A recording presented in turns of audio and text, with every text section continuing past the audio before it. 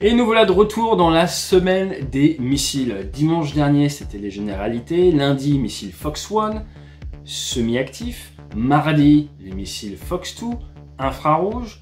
Hier, nous avons eu le droit au Fox 3 en se focalisant sur les Américains. Aujourd'hui, c'est le Fox 3 en regardant à la fois le matériel russe et le matériel français. Si vous n'êtes pas abonné, n'hésitez pas, c'est gratuit, faut pas hésiter.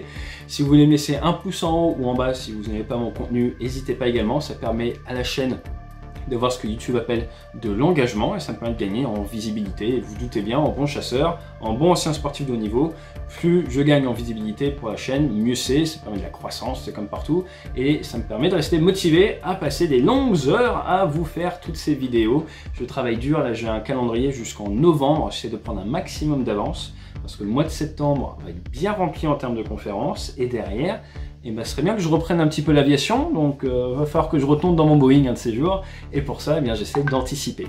Si vous avez des idées de vidéos, n'hésitez pas à me les mettre en commentaire, et comme ça, derrière, si c'est des choses que je peux traiter en source ouverte, sans trahir aucun secret, je le ferai, vous pouvez me faire confiance là-dessus. Allez, c'est parti, jingle, action.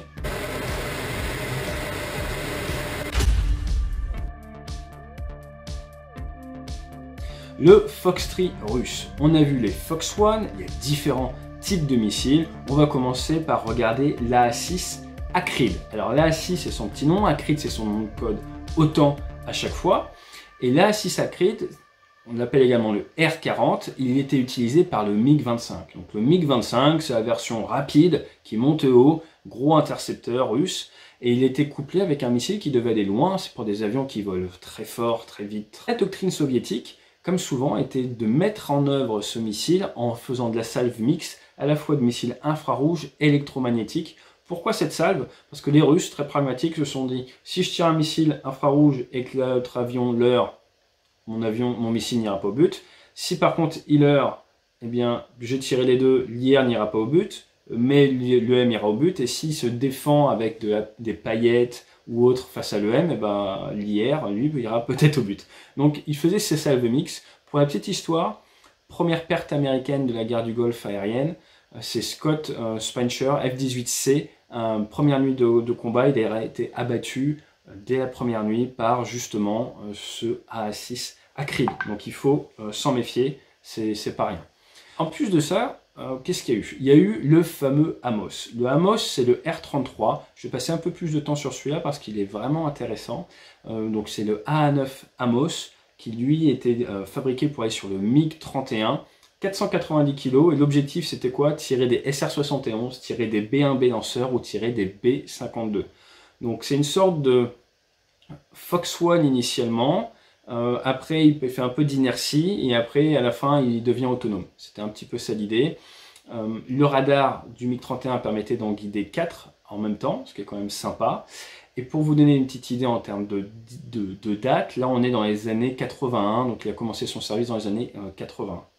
Différentes versions, comme d'habitude, avec des versions export par export modernisées. En gros, charge militaire, on est dans les 48 kg, donc ça reste du gros missile, pensez Phoenix, tout ça c'est un peu l'équivalent, on est sur des missiles de 500 kg qui peuvent aller très loin, qui sont pas forcément ce qu'il y a de plus manœuvrant, mais qui ont pour objectif de venir taper des avions supersoniques ou qui n'ont pas de grosse intelligence situationnelle, qui sont plutôt des bombardiers, des choses comme ça. Une fois qu'on a vu donc ces avions, ces missiles qui sont complètement énormes, hein, ça fait le poids d'un petit avion, eh bien il y a le fameux AA-12 ADER, le R77 ou le RVVAE, oui, il y a plein de termes différents à connaître pour les mêmes missiles, mais c'est tout la même chose. Il a fait ses premières patrouilles en Syrie avec le Sukhoi 35S. Là, on est sur du 22 kg de charge militaire, oui, c'est assez classique. Une fusée de proximité laser, donc il détecte la présence de l'avion qui doit impacter grâce à son laser. Et il a une capacité à engager également l'armement guidé, mais également des missiles. Donc si par exemple vous tirez un missile Scalp, vous tirez un Exocet, eh bien cet ADER est censé pouvoir intercepter et détruire votre A2SM, votre missile Scalp en vol. Il va être mis sur du Sukhoi 27, du MiG-29, du MiG-31, mais également Sukhoi 30 MKK et du J-11 par exemple chinois. Donc en gros l'armement chinois ou indien peut prendre ce genre de missile. Il y a comme d'habitude une multitude de versions différentes. La grosse version intéressante, c'est le RVVAE-PD, hein, PD, c'est pour Improved Range, c'est un stato-réacteur, comme le Météor. Donc, si vous pensez dernière version de la A12, vous pouvez penser Météor, c'est si on veut dire ce qui s'en rapproche le plus, un missile avec une propulsion très efficace qui est faite pour pouvoir se moduler et aller très très loin. Il y a des versions IR infrarouges qui existeraient également, ce qui leur permettrait de faire du tir en mixte IREM. Donc tout ça c'est de la source ouverte, c'est sur le papier. Après la réalité de l'opérationnel, bah, je vous dirai pas ce que c'est, de toute façon je ne sais pas. Ça fait longtemps que j'ai pas vu une note de renseignement et de toute façon je ne partage que de la source ouverte comme vous le savez. Donc, ce qui est intéressant de noter, c'est que comme le Mika français, il y a cette capacité à mettre des têtes différentes et pouvoir tirer à la fois un IR et un EM, c'est quand même très très utile. Et ça a également son utilité face à des avions furtifs. Et oui, si vous avez un avion qui a une SER, une surface équivalente radar qui est extrêmement faible, que votre autodirecteur, votre petit missile de tête n'arrive pas à le détecter, imaginez si eh bien, vous avez un F-35 ou un F-22 qui est sur la post-combustion. Et là, il n'y aura aucun souci pour le détecter. Vous pouvez être l'avion le plus indétectable, invisible du monde. Il verra vos flammes, il verra votre rayonnement infrarouge et il pourra venir vous impacter. Donc attention à ça. On a également le R77M qui lui a un moteur à 2 étapes, un super autodirecteur qui a été amélioré. Et on est sur du missile de 175 kg, 3,60 m. Vous voyez, c'est toujours pareil, c'est exactement comme les Américains, une génération de très gros missiles qui fait dans les 500 kg, qui a une charge militaire de plus de 40 kg, qui va avoir besoin d'un gros radar pour le guider, qui ne va pas être très manœuvrant, et derrière des missiles plutôt medium range, qui eux vont être plus manœuvrants, 170 kg, 3 mètres de long, plus fins, plus durs à détecter, et in fine, beaucoup plus adaptés pour faire du combat chasseur contre chasseur. Là on est moins dans l'interception bête et méchante, si je puis dire, de bombardiers qui font en gros tout droit. Petit point quand même que je voudrais préciser au niveau des Russes, c'est qu'on a l'A13 Axe-Head, le R-37M. Oui, les Russes ont continué à investir dans du très gros missile. Ils ne sont pas arrêtés avec la génération du MiG-31, ils se sont dit on va continuer. Et ça a mis du temps. Ils ont commencé la A13 dans les années 80, ils ont dû arrêter ils ont commencé les tests dans les années 90, après ils ont dû arrêter dans les années 98, et après ils ont repris récemment. Mais la A13 c'est un monstre et c'est le recordman du tir longue distance. En 1994, il a fait but à 162 nautiques. Donc si vous ne savez pas ce que c'est qu'un nautique, tapez sur le calculette 162 fois 1.852.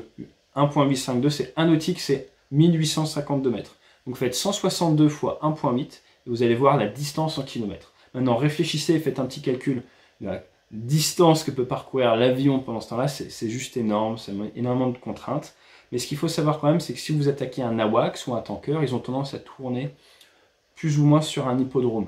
Donc si vous avez un avion qui tourne plus ou moins sur un hippodrome, que vous envoyez une bête qui doit voler pendant des minutes et des minutes, au moment où il ouvrira son autodirecteur, si l'autre avion faisait plus ou moins du surplace, ça peut l'aider. Donc voilà, c'est des avions, c'est des missiles qui sont faits pour ça.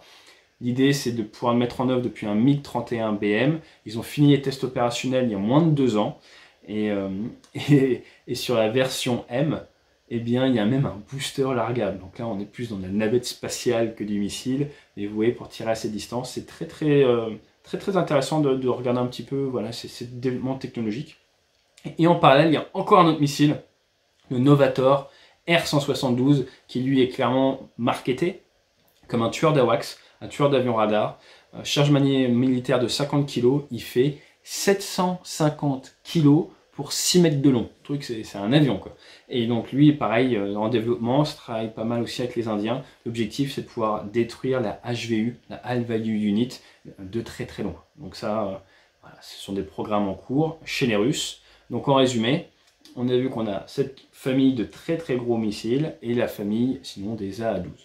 Voilà. Pour les Français, Matra, à partir de 1982, s'est mis à travailler sur un Mika, missile d'interception et de combat et d'autodéfense. Premier tir en 1991, opérationnel en 1996. On est sur de la version française, c'est plus petit, 112 kg, 3,1 mètres de long. C'est fabriqué maintenant à Seine-Saint-Denis par MBDA. Ça coûte dans les 1,5 million d'euros pièce. Et la charge militaire fait 12 kg. Pas besoin d'avoir une charge de 60 kg. Alors oui, avec un Mika, on cassera sûrement pas 3 avions de chasse en patrouille avec cette charge militaire-là, quoi qu'on ne sait jamais. Mais voilà, ça fait le job pour un seul avion. Il y a un PK, probabilité de tuer l'adversaire, de 93% sur les 240 tirs d'entraînement qui ont été faits. Ça, ce sont des chiffres en source ouverte de fin 2010. Donc vous voyez, c'est des missiles qui marchent très bien. Et il y a un développement en cours, c'est le Mica nouvelle génération, qui vient travailler sur la miniaturisation de tous les systèmes embarqués, qui lui permet d'embarquer plus de carburant, hein, tout simplement, et donc d'avoir une meilleure portée. Et ça, ce sont des contrats 2026-2031. Avant ça, on a le Météor qui arrive, le fameux Météor. J'ai commencé à travailler dessus dans les années 95 à peu près. 185 kg, 3,7 mètres de long. Et là, ça va équiper à la fois le Gripen, le Typhoon, le Rafale, le F-35. Et c'est un peu le stato-réacteur à l'européenne qui vient se faire concurrencer par l'AIM 120D, mais également par leur nouveau missile parce qu'ils se sont rendus compte qu'en fait le Météor c'est pas mal du tout et ça change pas mal de choses. Donc le Météor est clairement, comme on dit, un game changer.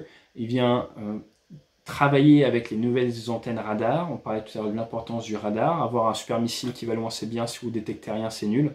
Mais avec les nouveaux radars à balayage électronique qui ont permis d'augmenter considérablement la portée de détection, avec la liaison 16 qui permet de partager les informations, grâce à cette nouvelle technologie-là, on peut vraiment utiliser le Météor et tirer sur des avions qui sont très très loin. Donc voilà le futur. Pour la France, Mica, Mica NG et Météor. J'espère que ça vous a plu. Maintenant que vous savez tout sur les Fox One, les Fox 2, les Fox 3, je vous encourage à revenir demain sur la chaîne. On va partager un petit peu autour d'un territoire ennemi. Et vous allez voir, ça va être assez sympa et surtout vous allez pouvoir mettre des images sur toute la théorie qu'on vient de voir. Si vous avez trouvé tout ça un petit peu trop en mode court, c'est nécessaire, on ne peut pas voilà, être dans la gamification tout le temps. Je voulais vous faire cette semaine pour un public de spécialistes que ça intéresse, pour vous permettre voilà, de un peu mieux comprendre tout ça. Amusez-vous bien dans DCS si vous voulez en jeu vidéo, amusez-vous bien dans X-Plane ou Future Flight Simulator également, mais j'espère que ça vous aura permis de gagner un petit peu en culture de missile. Oui, aucun secret, je ne suis pas là pour vous trahir des secrets, mais je suis là pour essayer de vous donner une meilleure compréhension de ce qu'est l'aéronautique, de ce qu'est l'aviation de combat et de quelles sont les contraintes. Donc maintenant, vous comprenez clairement la missile, l'ancienne génération électromagnétique avec le Fox One, le Fox 2 qui sera jamais démodé et qui peut être très bien contre des avions furtifs, et le Fox 3 qui lui est vraiment le Fire and Forget, mais qui n'est pas magique, qu'il faut soutenir, qu'il faut aider pour justement faire face à des temps de vol très longs et des déplacements des cibles qui peuvent être en dizaines de kilomètres sur une durée de temps de vol, parce que comme je vous l'ai dit, en source ouverte, ce sont des missiles qui vont de Mach 2,5 à Mach 4, Mach 4.5 grand maximum. Donc la téléportation n'existe pas, même pour les missiles, et il faut qu'ils se rapprochent de leur cible. N'hésitez pas à me laisser des commentaires, à vous abonner, à m'envoyer des messages. Si vous voulez faire pilote ou autre, vous pouvez regarder sur at.teachable.com. Je fais de l'accompagnement, je peux vous donner des conseils, je peux essayer de vous dire si vous avez le niveau déjà, pas le niveau, où vous en êtes. J'ai des cours pour préparer les entretiens, j'ai des cours sur l'aéronaval si ça vous intéresse pour savoir où vous mettez les pieds. Avec Patrice, on est en train de sortir des cours sur la préparation physique également. Et à la rentrée, attendez-vous à avoir également des formations sur le débriefing par exemple. Ça peut vraiment vous aider au quotidien, d'un point de vue personnel ou au travail. Encore merci, mon bouquin Débrief, toujours best-selling en leadership, c'est vraiment top. Et si vous êtes de passage au meeting de Melun les 12 et 13 septembre, eh bien j'y serai également pour faire des dédicaces avec la VF du livre ou des versions en anglais et pour répondre à vos questions.